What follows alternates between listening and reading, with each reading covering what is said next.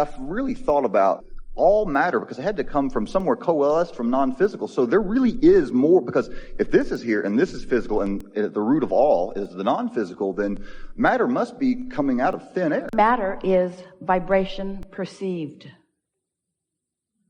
That's all matter is. It's vibration perceived. And you think that it's more tangible, and it is, because more people are perceiving it. Mm-hmm. And it's a really good thing, because you were born with the ability to see, which is to perceive, and hear, which is to perceive. So this is what's tripping so many of you up. So much of the tangible was here when you got here, and all you had to do is look around at it. That now you've got it backwards. You think, well, I look and then I feel. And we say, that's how you regurgitate matter. That's how you continue to participate in the matter that's already here. But if you want to be a creator, you got to feel. You got to feel it and then see it. Did you get that? Is it meaningful to you? Yes, that was. Thank you. So you were born into a platform with plenty of bases. That's really good. With lots of contrast and lots of diversity. And why were you? Because no one can go back. No one can start over. You can't be born into a less evolved society. You knew what you were getting into. It's just like you knew it would be. But you came with a determination to take thought beyond, not just to move the parts around that are. You came to give birth to yet a new desire, which you knew when you made the decision to come that you could achieve it. You knew that if this time-space reality could inspire the desire within you, this time-space reality could deliver the goods in their full manifested form. You knew that. Mm-hmm. Are you enjoying this conversation of how thoughts turn to things? Because if you get this, as you are getting it, all things become possible for you. Most people never allow themselves to create things they really want unless lots of others have already created it and it looks really easy. In other words, don't let your belief about it be based upon how many others are doing it. Let your belief about it be based upon how much airtime you give it and how familiar you become with it and how easy it is for you to think the thought because you've got enough momentum going about that thought. You could pick the wildest things and practice the thought until they feel normal, and it will manifest in your life, and other people go, whoa, how did you do that? No one's ever done that. And you say, what's that got to do with anything?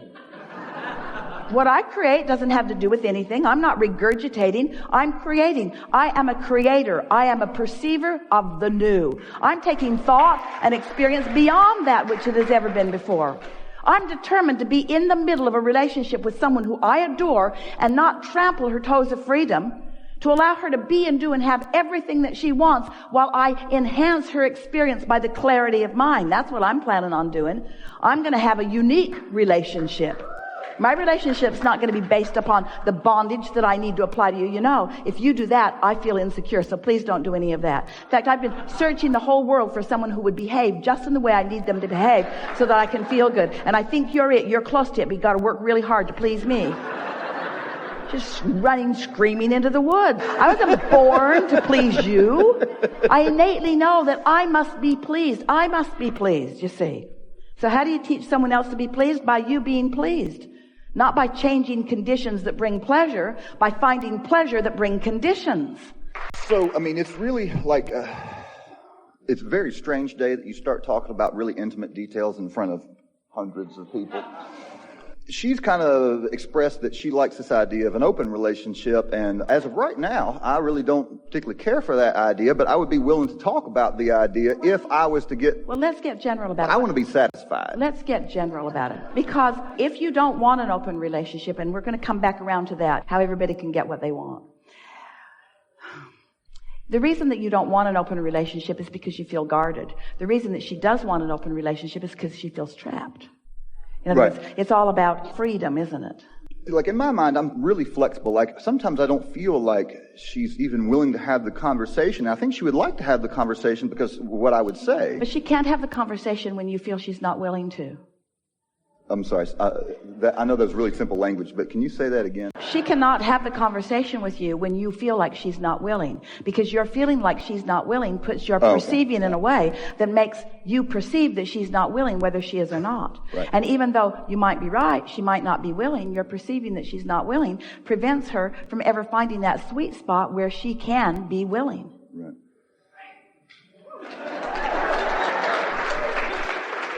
So you have to perceive her as willing, even if she's not. That's what unconditional perceiving of willingness is. Right. I mean, in some degree, I'm a little bit startled, confused, scared, because what I know is that I want to have the feelings for either her or for somebody like that, and for them to feel that way about me, and then we'll talk. But I want to feel, that... Well, a while ago, we accomplished that. Yes, we did. But you've I'm at that confused spot again. It's all right, because that's what focusing on that spot does. We were focused in a place that wasn't introducing the resistance to the equation. Now you're focused in more specifics that are introducing the resistance back into the equation. So now you feel confused where before you felt clear. And it feels like, we know, it feels this way to so many of you. It feels like you need the condition to morph so that you can observe it. We're going to demonstrate something here for you because we want you to get over this. But this is the way that most of you would like it to be. All right, Abraham, I'll do your process. I'll do whatever it takes. I'll do the process, and I will achieve the vibration because I know it's already created. So I will prepare myself to receive the inspiration. I will prepare myself to perceive, to catch glimpses of what I want. I'll prepare myself to do that. So I do that and I catch a glimpse and I like it. So I keep doing it and I catch another glimpse and I like that too. And then I forget and I get lazy and I return to old habits of thought, and now I'm not catching any glimpses. And so now I'm trying harder, but I'm working against myself because I'm putting effort into this. And anytime I'm putting effort into something, what it means is I know I'm not there and I got to do something to get there. But my emphasis, my attention is upon where I'm not rather than where I am. Mm-hmm. So this is the way most of you would like it to be. You want to do a process and see some results. Yay. Then you want to do a process and see some results. Yay. And then you want to do a process and see some results. Yay. But what happens in that is you teach yourself a flawed premise. You teach yourself that you are doing the process in order to get to this yay. That's not why you're doing the process. You're doing the process for the ease you felt, for the clarity that you felt. Because the reason that you want to get over there is because you think when you get over there, you're going to feel so much better. So if you're doing it for the feeling, years ago we were using the words don't take score. Don't take score. If you don't take score, then you'll get further down the road vibrationally and you'll get more momentum going. You heard us talk about momentum? Momentum and law of attraction are equal words.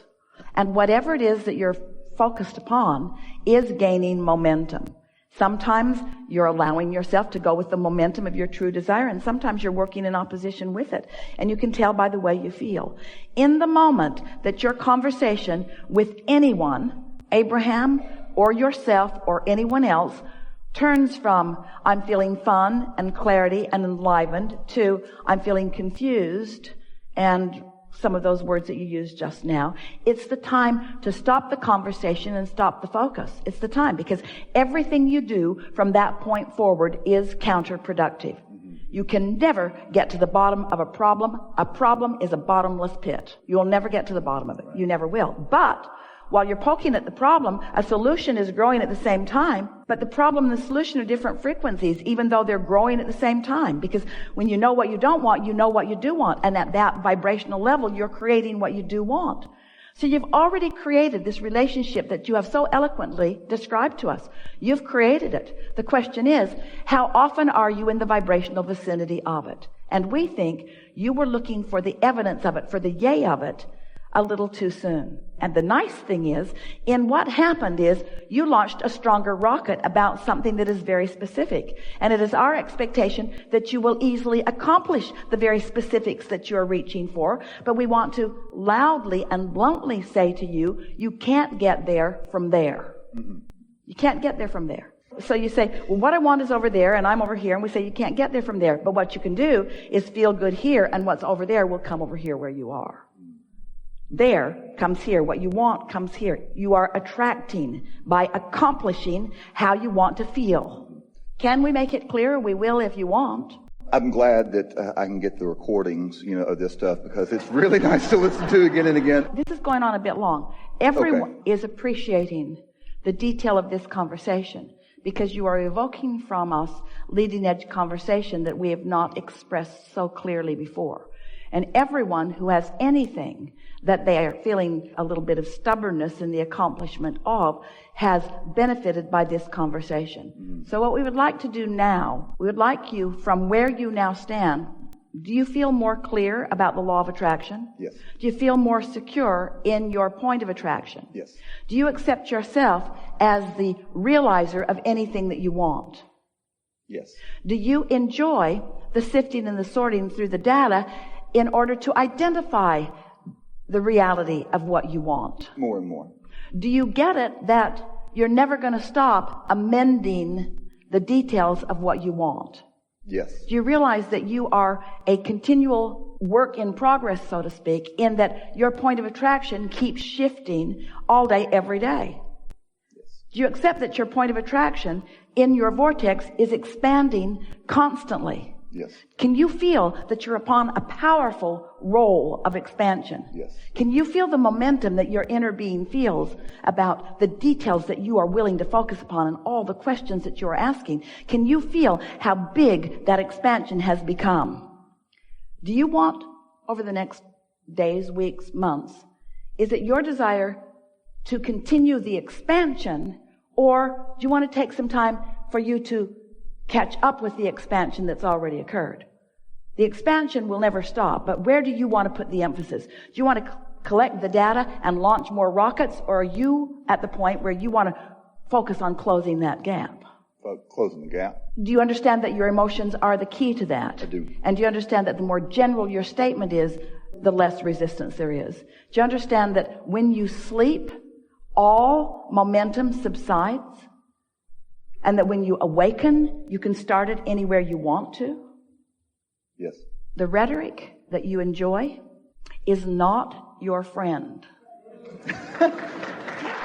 For this reason, the words which are so thought-provoking don't always have the vibrational accuracy to match your desire. So if we were standing in your physical shoes, we would say, I love my rhetoric that is inspired from my alignment. That is definitely, I've noticed that awareness has arisen within my mind. It's because you are a really good articulator, whether you're in the vortex or out of it, whether you're going with the flow of who you are or whether you are not. In other words, there's a certain momentum that being good with words has helped you to accomplish. Esther said the other day, because she is suddenly aware. She's got several projects going with several different people in several different places. And so communication is really an important thing. And she has said to herself many, many, many, many times recently, I am going to give up trying to get anybody to understand why I'm saying what I'm saying. I'm trying so hard to get them to get me that I'm losing me in the process of trying to get them to get me. And that's really what we want to say to you. Don't work so hard to explain your way to others so that they get you. They're either going to get you or they're not going to get you, but it's not going to have anything to do with the words that you offer. It's going to have to do with the way you feel about you. In other words, do you get you? Do you know that you are the creator of your own experience? Do you expect to get what you want? Do you expect the cooperative components to surround you? Do you expect things to just unfold naturally for you? Do you expect the clarity to come in the moment when you want it? Do you expect the perfect words to roll off your tongue right at the right moment? Do you expect rendezvous, constant rendezvous to surprise and delight you and fulfill you and sustain you? Do you expect those all day long? That's what you came to experience, you see. And we've had more conversation than you really want to have about the gap. Really good. You feel done for now? I had about 10 questions in my head, and I thought in my head, like the last time or every time I'm in the chair, I feel like you're talking to me and like I'm asking questions and you're actually talking to me, but in these other places you're talking to me, and I'm just like, that's really you talking to me there, isn't it? We got you from every direction, upside and downside. Thank you.